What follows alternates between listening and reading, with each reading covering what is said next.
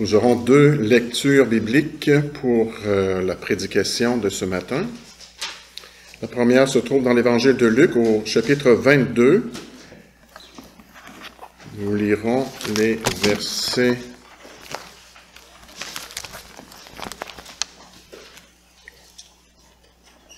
14 à 34 à la page 683. Luc 22, versets 14 à 34. Écoutons la bonne parole de notre Dieu.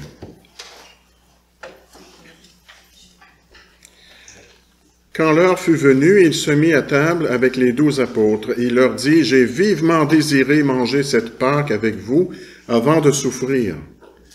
Car je vous le dis, je ne la mangerai plus jusqu'à ce qu'elle soit accomplie dans le royaume de Dieu. » Puis il prit une coupe, remercia Dieu et dit, « Prenez cette coupe et partagez-la entre vous.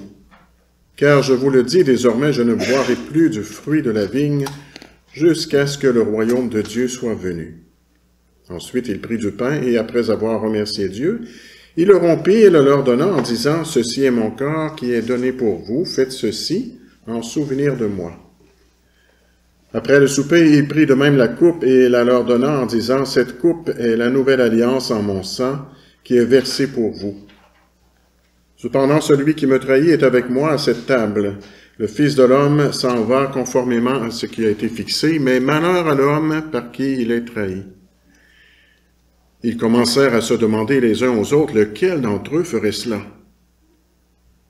Il y eut aussi une rivalité entre les disciples pour déterminer qui devait être considéré comme le plus grand parmi eux. Jésus leur dit, « Les rois des nations dominent sur leur peuple, et ceux qui exercent le pouvoir se font appeler bienfaiteurs. Que cela ne soit pas votre cas, mais que le plus grand parmi vous soit comme le plus jeune, et celui qui commande comme celui qui sert. En effet, qui est le plus grand, celui qui est à table ou celui qui sert? N'est-ce pas celui qui est à table? Et moi, cependant, je suis au milieu de vous comme celui qui sert. Vous êtes ceux qui avez persévéré avec moi dans mes épreuves. C'est pourquoi je dispose du royaume en votre faveur, comme mon Père en a disposé en ma faveur. Ainsi vous mangerez et boirez à ma table dans mon royaume, et vous serez assis sur des trônes pour juger les 12 tribus d'Israël. » Le Seigneur dit, « Simon, Simon, Satan vous a réclamé pour vous passer au crible comme le blé. Mais moi j'ai prié pour toi afin que ta foi ne disparaisse pas. Et toi, quand tu seras revenu à moi, affermis tes frères. » « Seigneur, lui dit Pierre, je suis prêt à aller en prison avec toi, et même jusqu'à la mort. » Jésus dit, « Pierre, je te le dis, le coq ne chantera pas aujourd'hui avant que tu n'aies 3 fois nié me connaître. » Le texte pour la prédication, ce sont les versets 31 et 32 que je relis. Le Seigneur dit, « Simon, Simon, Satan vous a réclamé pour vous passer au crible comme le blé. Mais moi, j'ai prié pour toi afin que ta foi ne disparaisse pas, et toi, quand tu seras revenu à moi, affermis tes frères. » Notre deuxième lecture se trouve dans le livre de l'Apocalypse, au chapitre 12, donc nous allons à la toute fin de la Bible.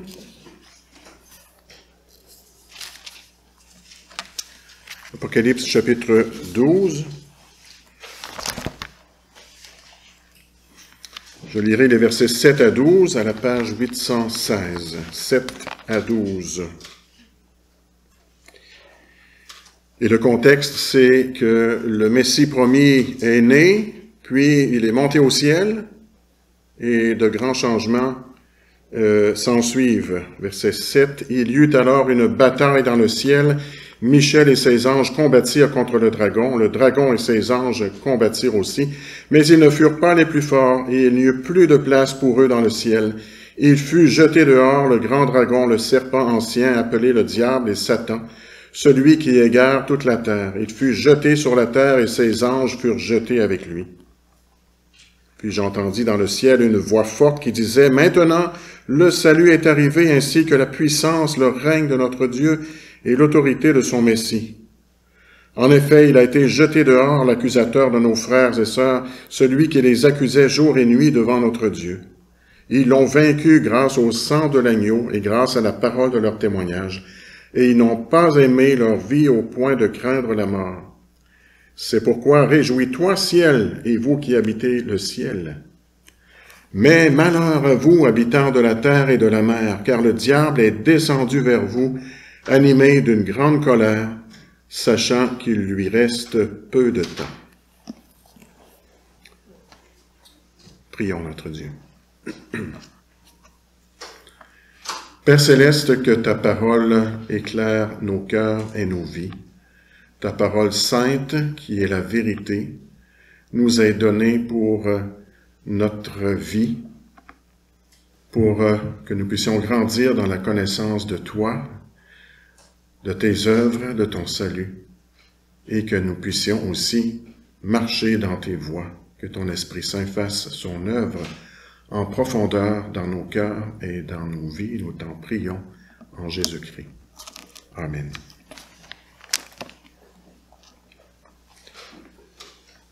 Peuple bien-aimé du Seigneur, Satan vous a réclamé. Une parole qui donne des frissons. Satan veut nous avoir. Il veut notre perte. Et bien souvent, effectivement, on a l'impression qu'il nous a. Regardons nos vies, nos combats, nos tiédeurs, nos échecs. Regardons les attaques fulgurantes contre l'Église. Dieu, est-ce qu'il nous abandonne entre les mains du diable? On a parfois l'impression que c'est le cas. Satan vous a réclamé, c'est Jésus qui l'a dit. Et Dieu, lui, que fait-il? Est-ce qu'il dit oui à la demande, à la réclamation du diable? Satan veut secouer durement les enfants de Dieu, mais Jésus a prié pour ses disciples. Et sa prière a été entendue. Peu importe les circonstances, Satan ne pourra jamais faire périr les brebis du Seigneur. Le Seigneur Jésus est le maître de toutes choses, incluant maître sur le diable. Il nous garantit que sa prière est victorieuse sur le diable. Donc, c'est ce que j'ai la joie de vous proclamer aujourd'hui, la prière de Jésus victorieuse sur le diable.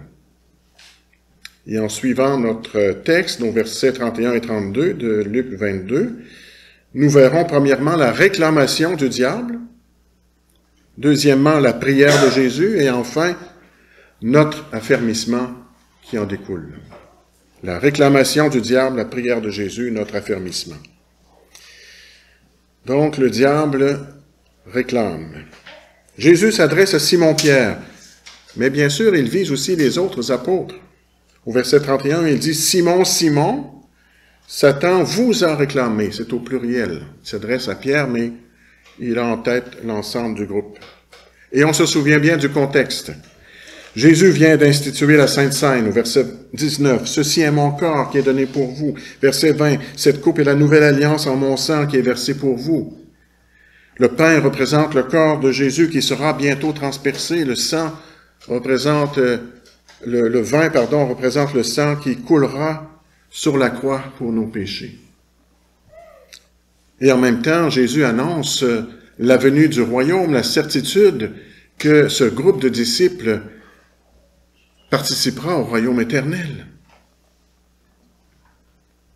Quel beau repas qui annonce le pardon, la communion avec Dieu, la vie éternelle, le royaume à venir.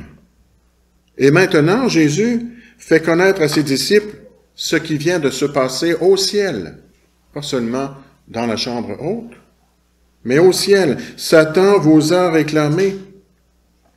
La mort de Jésus s'en vient, mais juste avant, Jésus leur fait entendre des paroles prononcées en haut lieu au ciel, loin au-dessus des nuages, dans la présence même de Dieu. Satan, c'est là qu'il a réclamé. Quelle révélation privilégiée. Mais que se passe-t-il au ciel? Satan réclame, il revendique. Satan n'est pas Dieu, il est une créature. Il ne peut pas faire ce qu'il veut. Il doit demander. Il doit demander la permission. Il ne peut rien faire sans le consentement du Tout-Puissant. Rappelez-vous l'histoire de Job. Satan veut les disciples de Jésus. Et vous savez, il n'est pas très poli. Il n'est pas très bien élevé. Il ne dit pas « s'il vous plaît ». Il exige, il réclame avec insistance. Pourquoi? Pourquoi à ce moment précis fait-il cette réclamation? Parce que le plan de Dieu avance. Parce que le salut progresse. Avec Job, Satan attendait poliment, si on peut dire. En fait, c'est Dieu qui a initié la démarche, qui a commencé la conversation. En Job 1, nous lisons « D'où viens-tu? As-tu remarqué, mon serviteur Job? » C'est Dieu qui attire l'attention de Satan sur le serviteur de Dieu. Ici, par contre, Satan est impatient, exaspéré. Pourquoi? Jésus vient d'annoncer qu'il va donner sa vie pour ses brebis. Sa mort toute proche les délivrera de la puissance du diable et leur donnera la réconciliation et la paix avec Dieu. Le plan de salut de Dieu avance et progresse, et Satan lui reste très peu de temps. Il sait très bien qu'il est bousculé maintenant. Dans quelques heures, il va perdre, et ça, il ne peut pas l'accepter. Alors, il s'empresse maintenant de réclamer devant le trône de Dieu. Je veux et j'exige les disciples. Il sait que Jésus se servira de ces hommes pour affermir son Église et lancer le grand projet missionnaire qui traversera les siècles par la suite. Et ça, il ne faut surtout pas que ça se produise. Remarquez, Satan ne dit pas « je veux Jésus, je réclame le Messie ». Bien entendu, il voulait Jésus. Bien entendu, il voulait l'avoir lui aussi. En fait, il a déjà essayé de l'avoir. Souvenez-vous, la période du désert, les tentations. Mais ça n'a pas marché. Jésus a résisté. Jésus est parfaitement juste et saint. Il n'est pas tombé dans la tentation. Satan n'a aucune emprise sur lui. Impossible de l'accuser de quoi que ce soit. Alors, eh bien, attaquons l'Église d'abord. Satan, l'adversaire, l'accusateur des frères. Regarde Dieu, regarde leurs péchés, leurs faiblesses. À quoi ces gens peuvent-ils bien te servir? Des enfants de Dieu, eux, soyons un peu sérieux. Ils sont indignes de toi, de misérables pécheurs. Quelle place peuvent-ils avoir dans ton royaume? Je les réclame, ils sont à moi. Pourquoi les réclame-t-il? Jésus l'explique au verset 31. C'est pour vous passer au crible comme le blé. Après la moisson, on passait le blé au crible, c'est-à-dire qu'on plaçait le blé sur comme un grand plateau, une grande surface, on le secouait très fort pour séparer le grain de la paille. Et bien entendu, on gardait le grain et on se débarrassait de la paille. L'idée, c'est qu'il fallait secouer très fort pour arriver à faire cette séparation. Satan demande à Dieu la permission de secouer violemment ses disciples. Dieu lui dit quoi? D'accord, permission accordée. Satan veut secouer les disciples jusqu'à les perdre. Il veut ôter, non pas la paille, mais la bonne graine que Jésus a semée dans leur cœur. C'est la paille qui l'intéresse. C'est la paille qu'il veut garder et pas le bon grain. Et regardez-moi toute cette paille. Ils viennent de participer à la Sainte Seine, un moment solennel, magnifique, oui. Et maintenant, que font-ils après? Verset 24. il y eut aussi une rivalité entre les disciples pour déterminer qui devait être considéré comme le plus grand parmi eux. Ils se chicanent, imaginez, pour savoir qui est le plus grand, alors que Jésus vient de leur annoncer qu'il est venu pour servir, donner sa vie en rançon pour eux. Au lieu de se souvenir de Jésus, le plus humble des serviteurs, eux, ne pensent qu'à eux-mêmes, à leur ego, à leur prestige, à leur position élevée dans le royaume. Ils sont tombés dans le piège du diable. Oh, comme il y en a de la paille dans leur cœur. Et à ce moment précis, Jésus les avertit, Satan vous a réclamé pour vous passer au crible. Mais ce n'est pas tout. Il y a encore plus de paille. Dans quelques heures, ça va brasser encore plus. Jésus l'annonce à Pierre, l'intrépide qui se vante. Verset 33, « Je suis prêt à aller en prison avec toi et même jusqu'à la mort. » Vantard. Jésus lui dit tout de suite au verset 34, « Pierre, je te le dis, le coq ne chantera pas aujourd'hui avant que tu n'aies 3 fois nié me connaître. » Eux, des piliers de l'Église, eux, de grands missionnaires, eux, des chrétiens forts et solides dans la foi. Voyez comme ils sont faibles.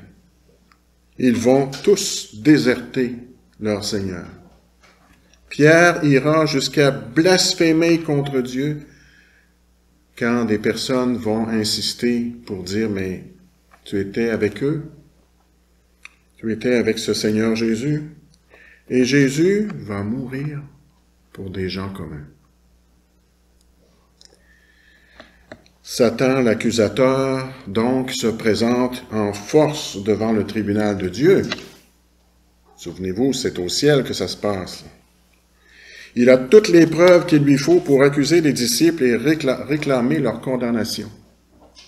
Qui condamnera les élus de Dieu? Qui condamnera ceux que Dieu a choisis? Eh bien, en voici un qui se présente. Le sacrifice de la croix s'en vient et Satan est désespéré.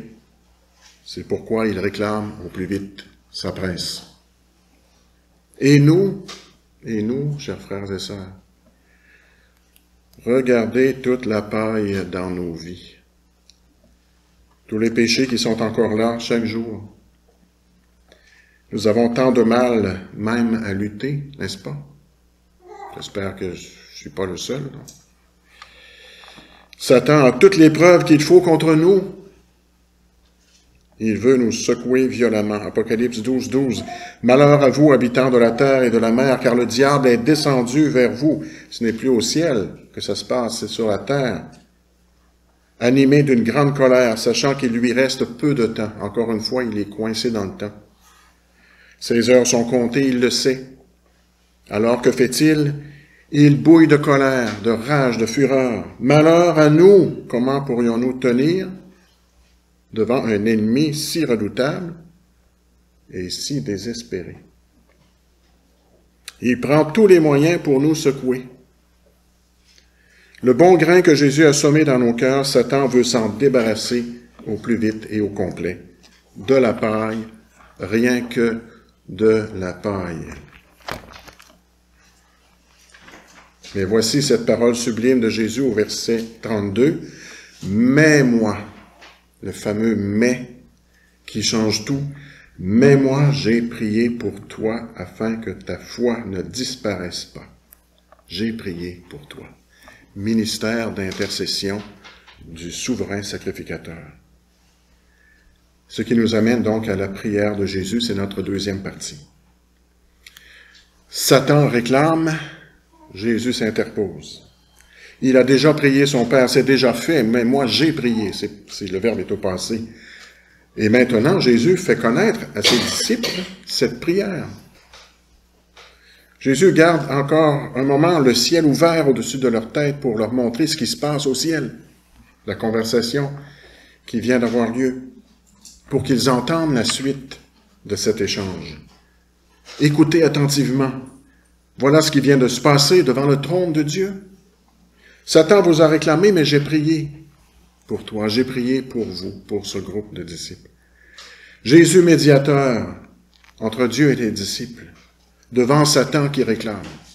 Voilà la scène céleste. Quel réconfort, chers amis! Mais quelle est donc cette prière, le contenu de cette prière? Verset 32 nous le dit, « J'ai prié pour toi afin que ta foi ne disparaisse pas. » Que ta foi ne disparaisse pas. D'autres versions disent « afin que ta foi ne défaille pas ». Le texte grec, dans l'original, nous dit littéralement « afin que ta foi ne s'éclipse pas ». Une éclipse de foi. On a été témoin il n'y a pas si longtemps d'une éclipse solaire. C'est magnifique, c'est très beau, c'est à la gloire de Dieu, une belle éclipse. Une éclipse de foi, c'est pas beau du tout, c'est très laid et c'est totalement désastreux puisque c'est la perte totale de la foi qui mène au désespoir, qui mène à la perdition. Jésus n'a pas prié pour que Pierre soit infaillible, sans erreur, comme certains comprennent ce verset. Il n'a pas prié non plus pour qu'il ne pêche jamais. Il a prié pour que Pierre ne perde pas la foi. Qu'il ne perde pas la foi malgré la secousse sismique qu'il devra traverser. Père, garde-les devant les attaques, au milieu des attaques du diable. Voilà cette prière. Voilà ce qui se passe au ciel. Il faut l'admettre, peut-être nous aurions préféré une autre sorte de prière.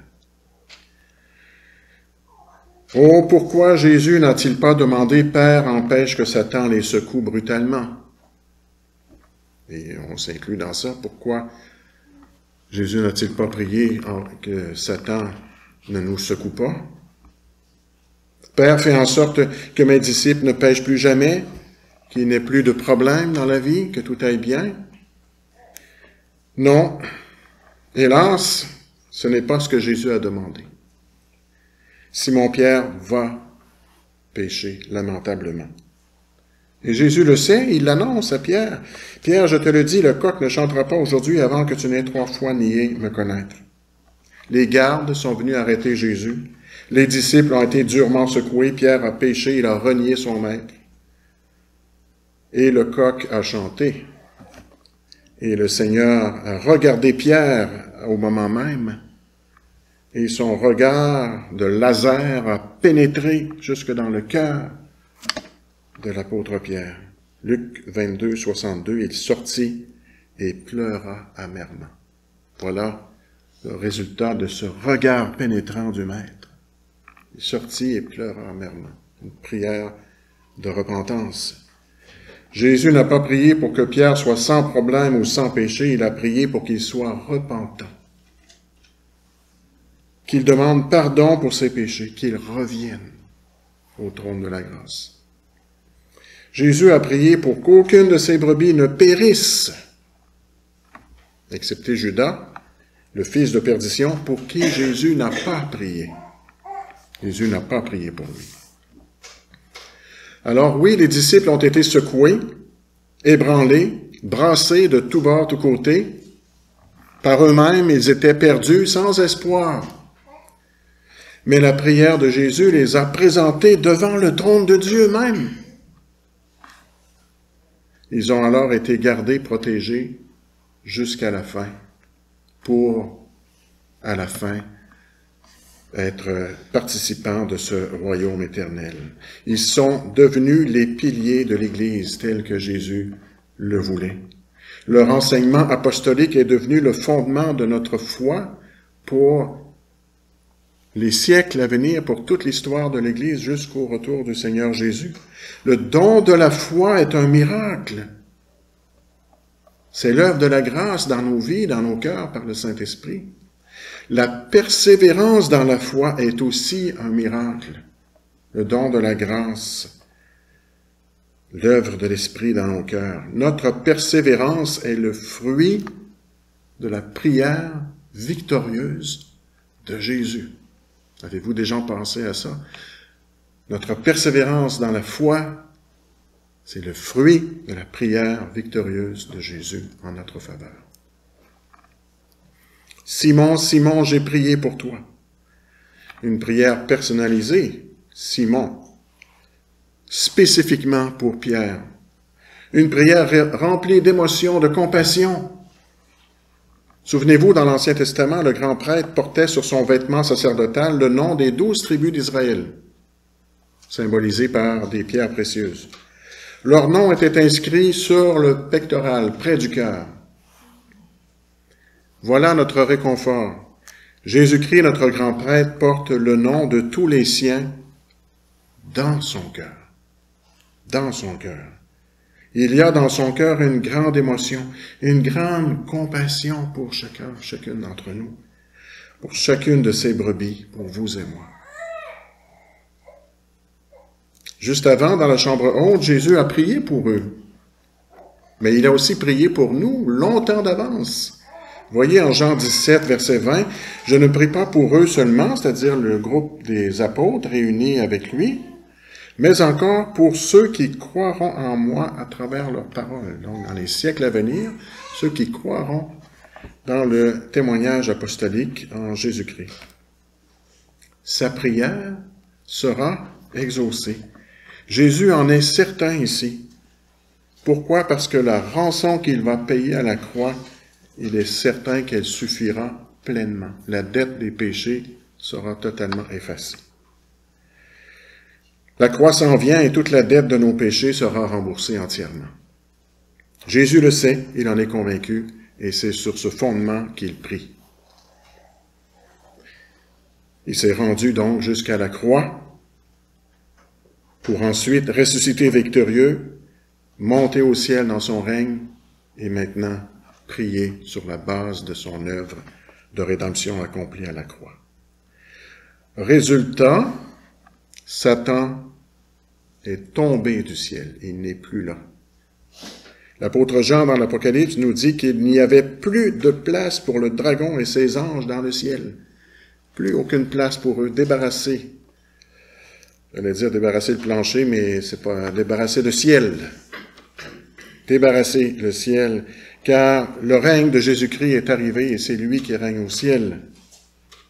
Apocalypse 12, 9 à 10. « Il fut jeté dehors le grand dragon, le serpent ancien, appelé le diable et Satan, celui qui égare toute la terre. Il fut jeté sur la terre et ses anges furent jetés avec lui. Maintenant le salut est arrivé, ainsi que la puissance, le règne de notre Dieu et l'autorité de son Messie. En effet, il a été jeté dehors, l'accusateur de nos frères, celui qui les accusait jour et nuit devant notre Dieu. »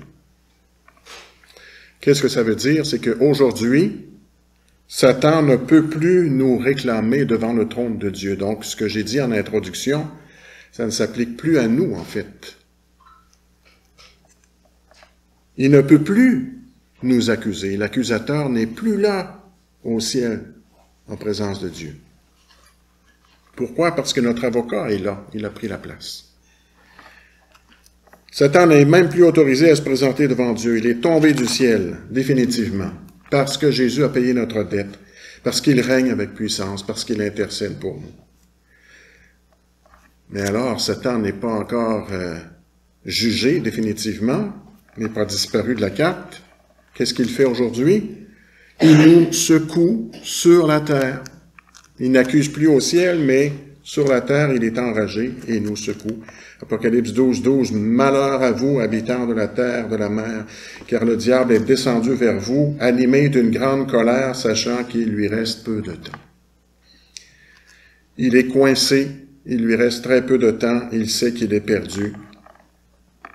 Et ce sera terminé quand Jésus viendra à nouveau. Alors que fait-il? Furieux, enragé, exaspéré? Ça donne des frissons, n'est-ce pas? Ça nous aide aussi à comprendre ce qui se passe dans l'histoire et dans notre monde actuel. Il secoue violemment l'Église de tous bords, de tous côtés. Et qu'est-ce qu'il veut? Arracher le bon grain que Jésus a semé dans nos cœurs et garder la paille. Il fait tout ce qu'il peut pour nous perdre. Mais, confiance, consolation. Jésus, notre médiateur, s'interpose.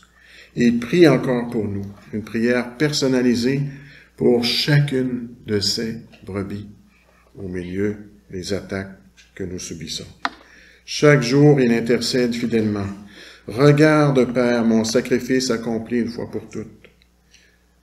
Satan, l'accusateur, n'a plus rien à dire. Nous sommes libérés de toute accusation. Qui accusera ceux que Dieu a choisis? Il est mort, ressuscité à la droite de Dieu et il intercède pour nous aujourd'hui. Paix avec Dieu, assurance d'être gardé. Quel grand réconfort! Ce qui nous amène à notre dernière partie, notre affermissement. Il y a un résultat à cela concret dans nos vies. Jésus ne s'arrête pas là, il ne dit pas « Pierre, je vais prier pour toi, alors tu vas tomber en chômage maintenant. Tu n'as plus rien à faire.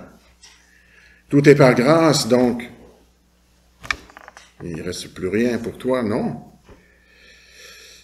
Une fois que ce qui s'est passé au ciel est révélé, on revient sur terre avec la mission qui reste à faire. Jésus lui dit en Luc 22, 32, « Quand tu seras revenu à moi, affermis tes frères. » Il y a dans cette parole une promesse et un commandement. Une promesse, quand tu seras revenu à moi, donc Jésus sait que Pierre reviendra, Pierre va tomber, quelle misère, mais il va revenir. Il va pécher, hélas, mais il va se repentir. Oui, car Jésus a prié pour lui, il est mort pour lui, il intercède pour lui. Et effectivement, Pierre a été ramené par la puissance de l'Esprit Saint. Les disciples sont faibles, le Seigneur est fort. L'Esprit qui ramène un pécheur produit du bon fruit dans sa vie. Le bon grain s'enracine, porte fruit. Et c'est pourquoi dans l'Alliance, la promesse s'accompagne toujours d'un commandement. Affermis tes frères. Quand tu seras revenu, affermis tes frères. De quelle manière Pierre affermira-t-il ses frères? Il leur dira, « Regardez la merveilleuse grâce de Dieu dans ma vie. » Il ne pourra pas dire autre chose que ça. « Voyez, il m'a pardonné. Voyez ma misère, mon orgueil. 3 fois je l'ai renié. Et j'ai été lavé, guéri, restauré. 3 fois il m'a dit, « Pierre, m'aimes-tu? » pour me restaurer. N'est-ce pas un grand encouragement? L'œuvre de la grâce dans la vie d'un pécheur. Pourquoi Jésus n'a-t-il pas prié, « Père, fais donc en sorte que mes brebis ne pêchent plus jamais, qu'il n'ait plus jamais de problème, de combat dans la vie? » On aimerait ça, que ce soit la prière de Jésus, n'est-ce pas? Mais ce n'est pas le cas. Pourquoi? Parce qu'il veut que tout le monde sache qu'il construit son Église aujourd'hui avec de pauvres pécheurs pardonnés comme vous et moi. C'est son plan, c'est sa volonté.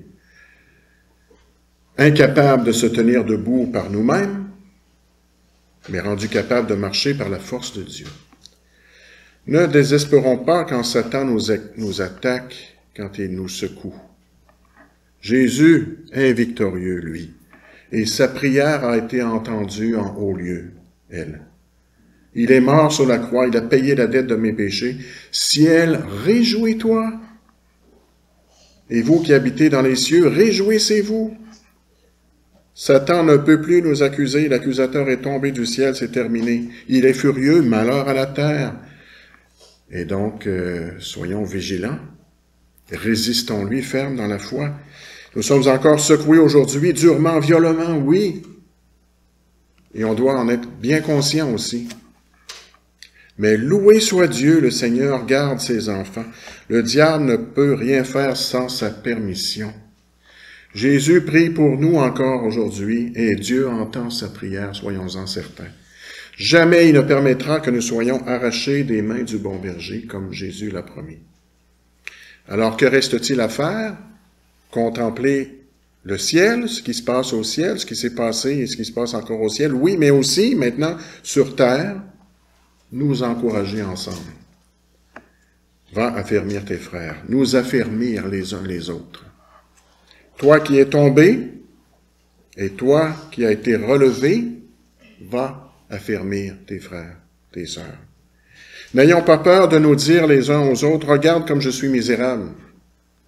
Il y a encore beaucoup de paille. Voyez mon orgueil, mes rancunes, mes jalousies, mes convoitises. Oui, c'est là. Confesser ses péchés. Regardez ma famille, ça va pas toujours bien. Mais voyez, j'ai été lavé. J'ai été pardonné. Le Seigneur m'a fait grâce. Je peux venir au trône de la grâce pour être fortifié. Oh oui, il reste encore beaucoup de paille dans ma vie, c'est vrai. Mais n'est-ce pas encourageant? La bonne graine de sa parole est précieusement conservée dans mon cœur. L'Esprit Saint fait pousser de bons fruits dans ma vie. N'est-ce pas pour ça que Dieu nous a mis ensemble en Église? Pour nous affermir les uns les autres. Voyez, je suis tombé, mais le Seigneur m'a relevé. Si ça vous arrive, alors vous êtes exactement le bon candidat, la bonne candidate.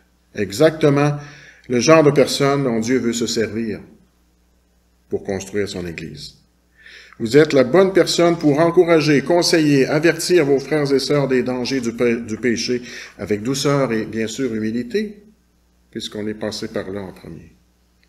Le Seigneur construit son Église avec des personnes faibles comme vous et moi. Ne soyons pas découragés par nos faiblesses et nos péchés. Ne soyons pas accablés par les problèmes, par les attaques incessantes du diable qui nous secouent. Encourageons-nous par ces paroles. Je suis faible, mais le Seigneur est fort. Je suis durement secoué, mais la prière de Jésus est toujours victorieuse. Amen.